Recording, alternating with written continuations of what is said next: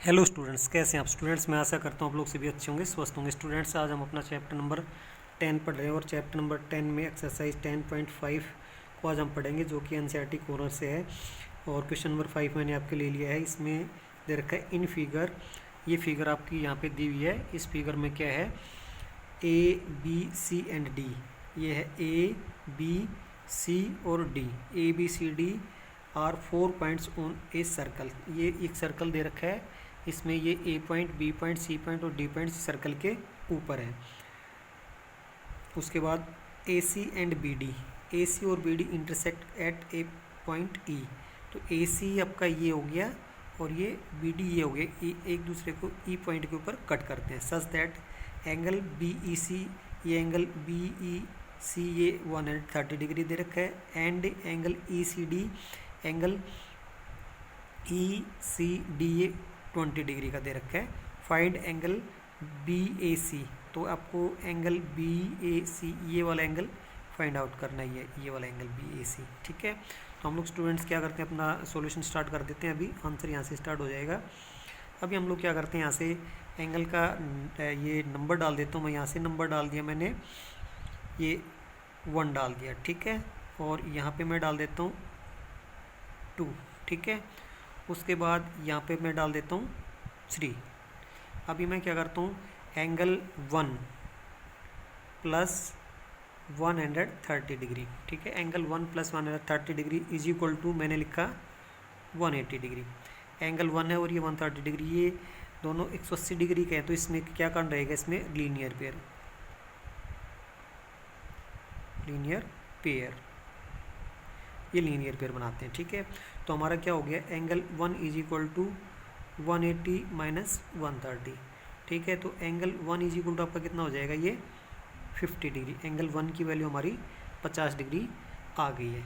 अब in triangle E D C, in triangle E D C, E D C triangle को हमने देखा ई D सी। तो यहाँ पे क्या होगा, angle 1 plus angle 2 plus angle 3, sorry angle 1 plus 2 plus ये है 20 डिग्री। तो यहाँ पे मैं कर देता हूँ यहाँ पे 20 डिग्री, ये 20 डिग्री है यहाँ पे। इज इक्वल टू कितना आएगा, ये 180, 1 2 और ये 20 डिग्री। तो ये आ गया। इसमें क्या आएगा, by angle sum property of, by angle sum property, sum by angle sum property of triangle, by angle sum property of triangle. इस रूल से हमने किया। तो एंगल 1 का हमें पता है, एंगल 1 का हमें पता है ये 50 का है। तो यहाँ पे क्या लिखा मैंने, 50 डिग्री। प्लस एंगल 2 का पता है, एंगल 2 का नहीं पता है, रहने देते हैं। प्लस एंगल 20 और इज इक्वल टू क्या हो गया, ये 180 डिग्री। ठीक है, तो ये 50 और 20 कितने हो गए, 70 डिग्री। और plus angle 2 is equal to 180 degree. ठीक है, तो यहाँ पे क्या करते हैं, angle 2 is equal to 180 degree और माइनस ये 70 डिग्री। तो एंगल 2 इज इक्वल टू कितना आ गया, 110 डिग्री। एंगल 2 की वैल्यू 110 डिग्री आ गई। ठीक है, उसके बाद हम लोग क्या करते हैं, यहाँ से उसके बाद यहाँ से ये एंगल 2 है और ये एंगल 3 है। तो मैं क्या करता हूँ, angle 3 is equal to angle 2। तो इसका रीजन हम क्या लिखते हैं, हम लिखते हैं angles in the same segment are equal, angles in the same segment are equal. एक ही सेगमेंट में जो एंगल होते हैं वो सारे के सारे बराबर होते हैं। तो this implies angle 3 is equal to कितना हो गया, 3 इज इक्वल टू 110, बिकॉज इसमें रीजन क्या रहेगा, angle 3 is equal to angle 2। ठीक है, ये हमने इसका रीजन लिख दिया। एंगल 3 जो है उसका दूसरा नाम क्या है, एंगल 3 का दूसरा नाम आपका angle B A C. Angle 3 को हम क्या कह सकते हैं, angle B A C. This implies angle B A C is equal to 110 degree. ये एंगल बी है 110 डिग्री का आ गया है।